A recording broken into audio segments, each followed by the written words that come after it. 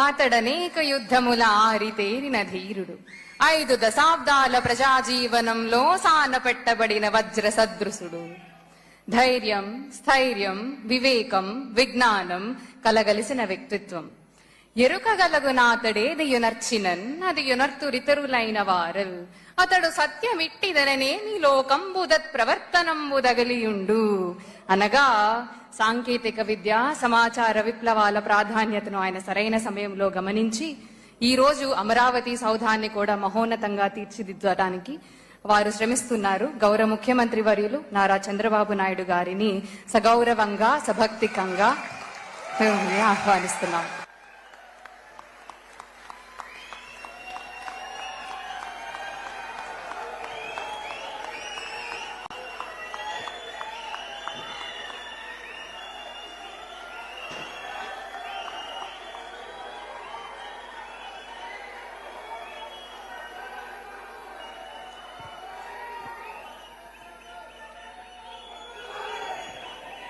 Thank you, ma. Thank you.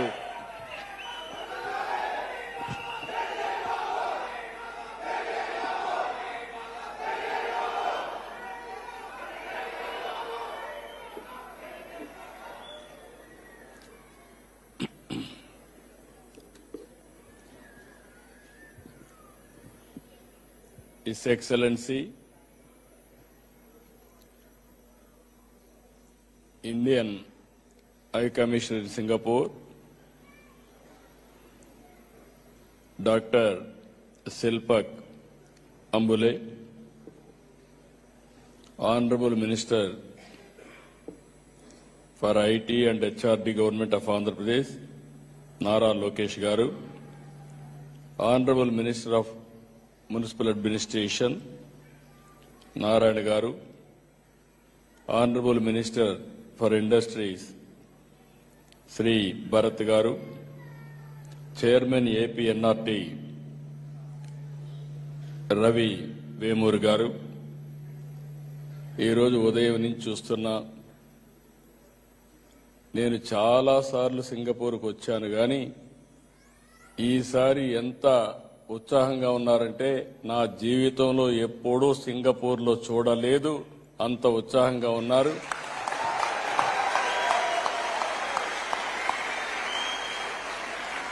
మీ అభిమానం చూస్తే ఎన్ని జన్మలెత్తి మళ్ళీ మీకు సేవ చేసినా మీ రుణం తీర్చుకోలేం. తెల్లవారితో అయితే నేను చూశాను. మేము 6:30 గంటలకు మా ఫ్లైట్ వచ్చింది. వచ్చినప్పుడు హోటల్కి వస్తే ఆ టైంలో చిన్న పిల్లలు కూడా కూచిపూడి డ్యాన్స్ ప్రాక్టీస్ చేసి, ఆడబిడ్డలు ఏదైతే కోలాటం కూడా ప్రాక్టీస్ చేసి బ్రహ్మాండంగా నన్ను రిసీవ్ చేసుకున్నారంటే, అది కూడా సింగపూర్లో రిసీవ్ చేసుకున్నారంటే నా జీవితంలో ఎప్పుడూ మరిచిపోలేనని చెప్పి మరొక్కసారి మీ అందరికీ విజ్ఞప్తి చేస్తున్నా. ఈరోజు మీ ఉత్సాహం చూస్తున్నా. ఈ ఉత్సాహం రాబోయే రోజుల్లో మీ అభివృద్ధికి, రాష్ట్ర అభివృద్ధికి దోహదం చేసిగా ఉండాల్సిన అవసరం ఉంది. ఇప్పుడే నారాయణ గారు నేను మాట్లాడుతుంటే ఒక చీటీ ఇచ్చాడు. సార్, మీరు ముఖ్యమంత్రి కాక మునుపు రాష్ట్రంలో సింగిల్ డిజిట్ ఇంజనీరింగ్ కాలేజీలు ఉండేటివి. మీరు ముఖ్యమంత్రి అయిన తర్వాత రెవెన్యూ డివిజన్కి ఒక ఇంజనీరింగ్ కాలేజ్ చెప్పి అనౌన్స్ చేశారు. అప్పుడు ఒక 30 దాకా వచ్చాయి. అది కూడా కాదు, ప్రతి ఒక్క నియోజకవర్గానికి ఒక ఇంజనీరింగ్ కాలేజ్ ఇస్తాం, లిమిటే లేదని చెప్పి మీరు అనౌన్స్ చేశారు. 3 సంవత్సరాల్లో 300 ఇంజనీరింగ్ కాలేజీలు ఆంధ్ర రాష్ట్రంలో వచ్చాయి. ఆ రోజు చాలా మంది నన్ను విమర్శించారు, ఎందుకు ఇంజనీరింగ్ కాలేజీలు పెడుతున్నాడని. నేను ఒకటే చెప్పాను, 95లో మీరు చూస్తే ఫస్ట్ టైం ఏదైతే ఇంటర్నెట్ రెవల్యూషన్ వచ్చింది, అంతకు మునిపే మన తెలుగు బిడ్డ పివి నరసింహారావు గారు 1991లో ఆర్థిక సంస్కరణ తీసుకొచ్చారు. భారతదేశం యొక్క ఆర్థిక వ్యవస్థకి దశ దిశ రూపకల్పన చేసిన వ్యక్తి పివి నరసింహరావు గారని చెప్పి నేను మీకు తెలియజేస్తున్నా.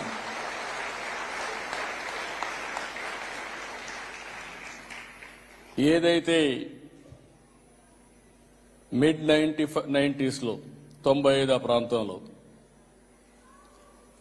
ఈ ఇంటర్నెట్ రెవల్యూషన్ వస్తానే నాకు ఒక ఆలోచన వచ్చింది. ఓసారి కొంతమంది కొన్ని ఇంట్యూషన్లు ఉంటాయి, అదే విజన్ అంటాం.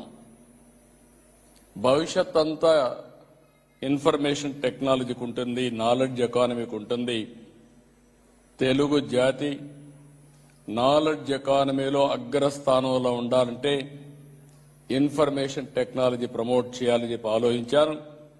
దాని పర్యవసానమే సింగపూర్ లాంటి దేశంలో ఇన్ని వేల మంది తెలుగు వాళ్ళు ఉన్నారంటే, అది కూడా నాలెడ్జ్ ఎకానమీలో. నేను మార్నింగ్ అడిగాను ఆడబిడ్డల్ని, ఏమమ్మా మీరంతా ఉద్యోగాలు చేస్తున్నారంటే, మీరు ఆ రోజు పెట్టిన కాలేజీల్లో ఐటీ చేశాం, ఈరోజు ఉద్యోగం చేస్తూ మీ మీద అభిమానంతో ఒక్క వారం రోజులు కోలాటం మళ్ళా మేము ప్రాక్టీస్ చేసి ఇప్పుడు ప్రదర్శన చేసే పరిస్థితికి వచ్చామని చెప్పినప్పుడు చాలా తృప్తినిచ్చింది, ఆనందాన్ని ఇచ్చింది. ఈరోజు మీరు ఒకసారి చూస్తే అమెరికాలో తెలుగు వాళ్ళ సత్తా మనం ఒకసారి చూస్తే మొత్తం ఒకే విషయంలో నేను చూస్తున్నాను. నేను ఎక్కడ పోయినా చెప్తున్నా, ప్రపంచంలో 128 దేశాల్లో తెలుగు వాళ్ళు ఉన్నారు, ఇంకా ఎక్కువే ఉన్నారు. మా ఎన్ఆర్టీ రవి గారి లెక్కల ప్రకారం 128 దేశాలు ఇచ్చారు, ఇంకా ఎక్కువే ఉన్నారు. అయితే ఎక్కడ ఎత్తుక్కోవాల్సిన పని లేదు. ఏ దేశానికి వెళ్ళి ఒక పాష్ లొకాలిటీకి పోయి గట్టిగా తెలుగులో మాట్లాడితే 100 మంది గ్యాదర్ అయిపోతారు.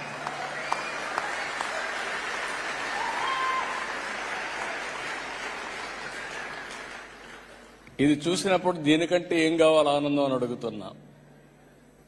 ఒక పబ్లిక్ పాలసీ, ఒక విధానం మనం తీసుకురాగలిగితే ఎన్నో డికేడ్స్ కాదు,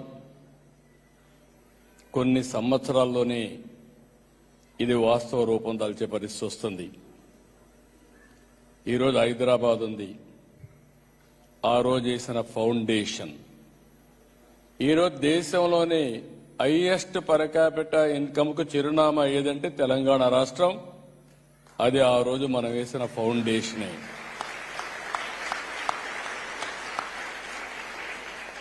ఇప్పుడే నేను సింగపూర్ దేశానికి వచ్చాం. ఈరోజు వాళ్ళు 60వ స్వాతంత్ర దినాన్ని జరుపుకుంటున్నారు. ఈ సంవత్సరం 60 ఏళ్లే.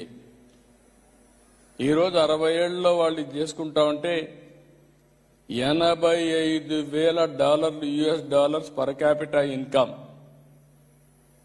నాకు ఈ దేశం మీద చాలా అభిమానం, రెండోది గౌరవం కూడా. ఈ దేశం అంటే చిన్న దేశం, ఒక ఫిషర్మెన్ విలేజ్, ఒక దార్శనిక కళ.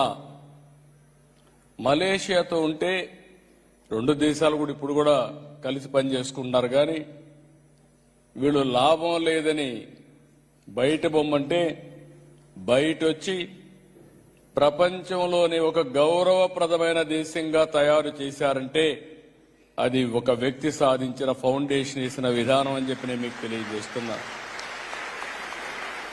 ఒక నీతి, నిజాయితీ. ఓసారి అనిపిస్తుంది, నిన్నే గవర్నర్ అయ్యాడు అశోక్ గజపతిరాజు గారు. ఆయన ఫైనాన్స్ మినిస్టర్గా ఉండేవాడు. నేను ఫస్ట్ డెలిగేషన్లో ఆయన తీసుకుని ఇక్కడికి వచ్చాను. ఆయనకు సిగరెట్లు తాగడం సరదా, తాగతానే ఉండేవాడు సిగరెట్లు. నేను ఎప్పుడు అనేవాడు, నువ్వు సిగరెట్ మానవయ్యా, లేకపోతే నీ ఆరోగ్యం పోతుంది, కొంచెం కంట్రోల్ చేసుకోమని చెప్పేవాడిని.